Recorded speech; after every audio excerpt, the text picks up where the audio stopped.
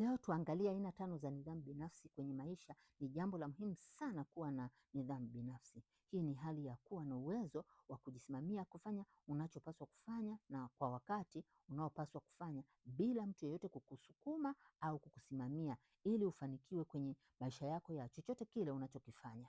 Watu wengi sana unaowaona wamefanikiwa katika jambo lolote wanalolifanya, iwe ni kipaji, biashara, michezo, basi wana self discipline. Aina ya kwanza kabisa ya self discipline ni kuwa na nidhamu ya muda. Muda ndio rasilimali pekee ambayo huwezi kuizalisha tena ikishapotea. Na kwa mfano, ukipoteza pesa unaweza kutafuta zingine ili ufidie pesa ulizopoteza, ila ukipoteza muda inakuwa imetoka hiyo.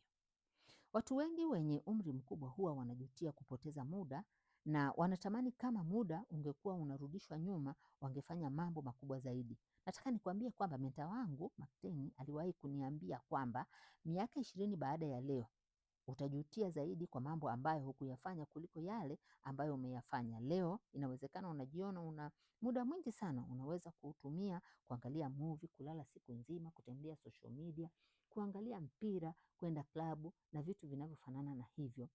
Na kuna siku itafika muda huo utautafuta na hautaupata kabisa. Jitahidi usitumie muda bali wekeza kwenye muda.